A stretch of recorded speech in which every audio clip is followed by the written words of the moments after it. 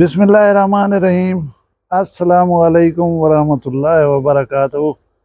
बुध 17 मुहर्रमुल हराम 24 जुलाई 10 सावण। मैं मुमताज़ तारिक तुसां दे वखरी गाल उम्मीद करना सारे सज्जन खैर सल्ला दे नाल हसो। अजकल सारे मुल्क दा हाल है कि कहीं पासों खैर दी खबर आंदी नहीं पई।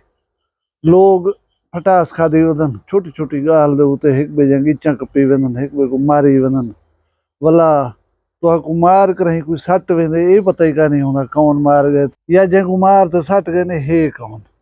अज साडे नज़दीकी कस्बे गाजी चौक दे नाल एक नामालूम लाश मिली है। 10-15 ॾींहं पुरानी लाश है। उनके बारे तो दसे ना ते ब्या तुसां सुनी बैठे हो सो गुजरांवाला दे विच भिरा भिरा को मार गए ते बिजली दा बिल ज्यादा आवन होता है।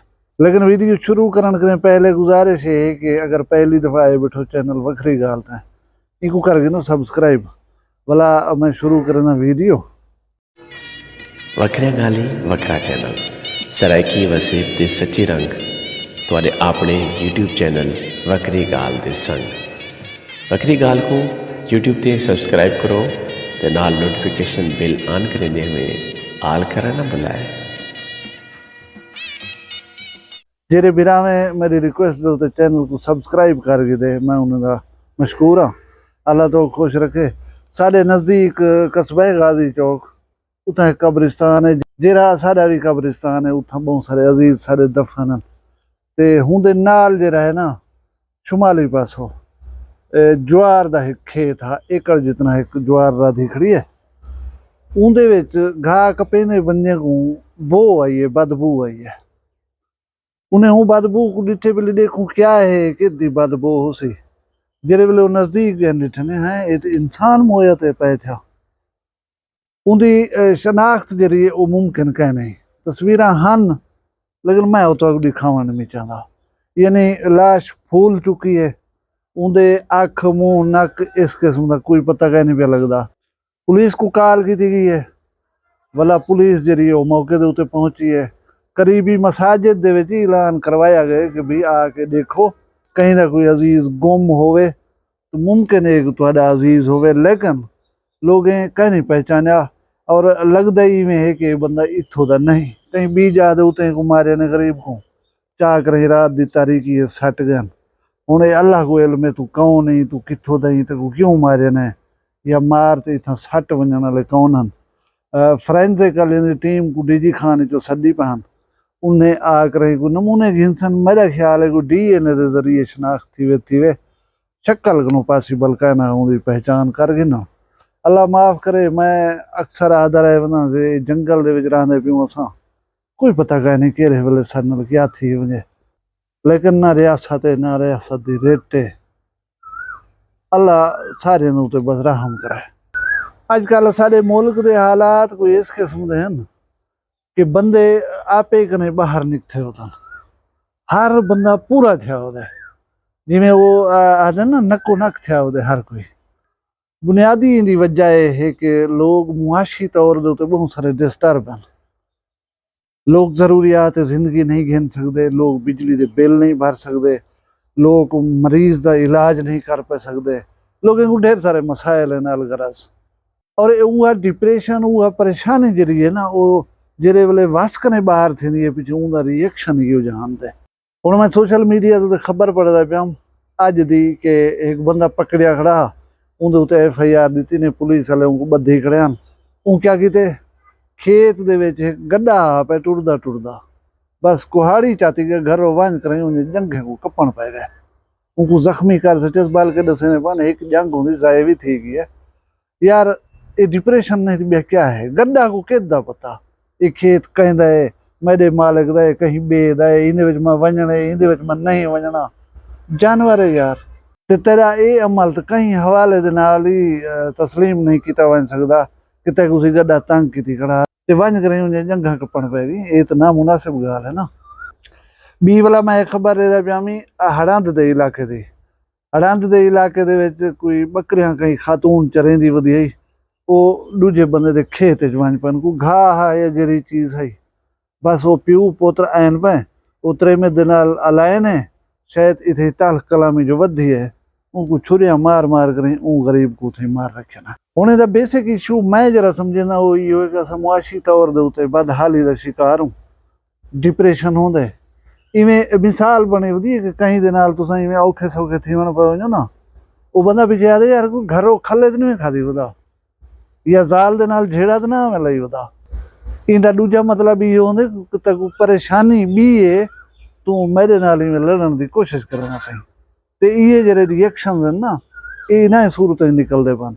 भला रियासत दी रेट कह नहीं, कानून दी अमलदारी कह नहीं, बंदा खौफ ज़दा थींदा कह नहीं कि मैं जो कहीं को मार के वेसा कहीं बंदे को भला मैं तो कह नहीं बचना। अगर ये खौफ इंसान दे ज़हन च ना होए तो उनका पहला ऑप्शन ही यो होंदे कि बस इको मार इकने जान छुड़वा। अगर कहीं को मार के वेसो तो कोर्ट कचहरी दे विचों भला सजाए मौत मिलण दा 100% इम्कान हो सी तो तुसां ऊं हद तक वेसो खाना। हुण इवें जिहड़ी गाल मैं तो दसण चाहंदा वो ये है कि गुजरांवाला दे विच दो भिरा इकट्ठे ही के घर दे विच रहंदे पिया। बिजली दा 1 मीटर आ तय थिया खड़ा के आधी हाल बिल भरेंदे रहसूं, बिल भरेंदे रह गन। हुण पिछले महीने आए उन्हां दा 10,000 रुपए दा बिल, उन्हां दी औकात देखो कि 10,000 दा बिल नहीं भर सके। कुछ पैसे वो भी भिरा दितन, कुछ वो भी दितन, लेकिन उन्हें वंज के किस्त करवाई ने, किस्त करवा भर के मीटर को बचाए ने। भला ई महीने बिल आ गए, जी किस्त पिछले महीने वाली बची खड़ी वो भला ई महीने का बिल जमा थी कि 32,000 रुपए का बिल आ गए। बड़े बिरा जे वे बिल लिठे उनके तारा शाट थी गन, उनका चेता रल गए बिली ये जो बिल किमें भरे सूँ। असा तो पिछले महीने 10,000 वाला बिल ना से भर सकी, हूँ की किस्त करवानी पैगी। ही दौरान गली दे खड़े हुए उनका भिरा छोटा जरा फैक्ट्री काम करना उथे पहुँच गए, उथे बिल डिस्कशन थी होनी पैगी। वो कहता बिल दे, बिल दी आदल दे, अपने पैसे दे, बिल भरूं जान छुड़वाऊं। वो छोटे बिरा गया था मैं तो पैसे कह नहीं, बस यही गाल दे उते तू मैं शुरू थी गई है। वो वीडियो बनी है जी उन्हें भिड़दा लड़दा एक बे को धक्के धोड़े देना तलख कलामी वो सारी दिसदी पई है। भेण वधी है वो बच बचा कर वेंदी वधी है, लेकिन वो बड़े भिरा दा मीटर जो ज्यादा फिरे वो बस छुरी चाती वदा चा कर भिरा कोई थी गाटे तो फिर ये सुंदी शहर कट्टी गई है। कुछ वदा ढांदा होए नजर दे वीडियो दे विच तड़प तड़प कर मर गए। किथा रह गया बिल, किथा रह गए पैसे। एक भिरा मर गया, ब्याह को मारण दे जुर्म दे मर गया। अल्लाह जाने घर दा क्या बनसी, उन्हें छोटे छोटे बाल हैं छोटे रोंदे पीटे ने पान। भला ये पता कहीं नहीं कि हुण एक कत्ल कहीं दे उते पहुंची। मैं तो समझना कि जालिम हुक्मराने दे उते पहुंची।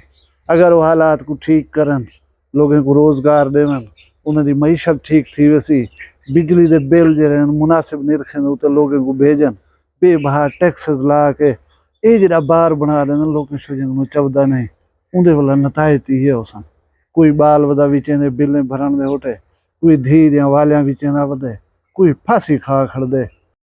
लोगों को ये जड़े मईशत दे मसले आ गए कि उन्होंने वास्ते जिंदा रहना मुमकिन कह नहीं रह गया। ते इस्लाम दे विच रियासत दे उत्ते हुक्मरानी दा तसव्वुर ये है कि अगर कुत्ता भी भुख तरे दी वजह मर गया तो उनका भी जवाब खलीफा वक्त कने किधा वैसी, उनकी भी पुछ पुछी जी वो हाकिम कने थी सी। डरदे भी हैं, इंतजाम ही करवेंदे हैं कि बंदा ते बंदा कोई जानवर ही भूखा तो सब मारना वजे। अजकल दे हुक्मराने को जूं तक नहीं रिंगदी। हुण अज दे हुक्मराने को आखो ढीठ बन कर आखसन, ढीठ बन के साडा सी इहदे विच क्या कसूर है। असा आख्या बिल दे होटे वन के तू भिरा को मार सट, बा अल्लाह दी जात माफी देवे तुहाडे साडे उते रहम करे। अल्लाह रहम करे तो करे, बिया ना हुकूमत दा कोई आसरा है ना रियासत दा कोई आसरा है। बा हूँ जात करीम दी करीमी दे नाल असा कोई चलूं वदे। दुआ मंगा है अल्लाह सक सिरात मुस्तकीम ते चलण दी तौफीक देवे, असा को राह ते चलावे जेरे राह ते चल कर अल्लाह दे इनामात नाज़िल थींदन। राह कने बचावे जेरे राह ते चल कर अल्लाह दा गज़ब नाज़िल थींदे। अपना ढेर सारा ख्याल रखाए, मगो दो ही याद रखाए। जींदे उसू वला भी एक वक्री गाल नाल कल मिलसूं। फिलहाल मगो इजाजत दो, अल्लाह हाफिज़।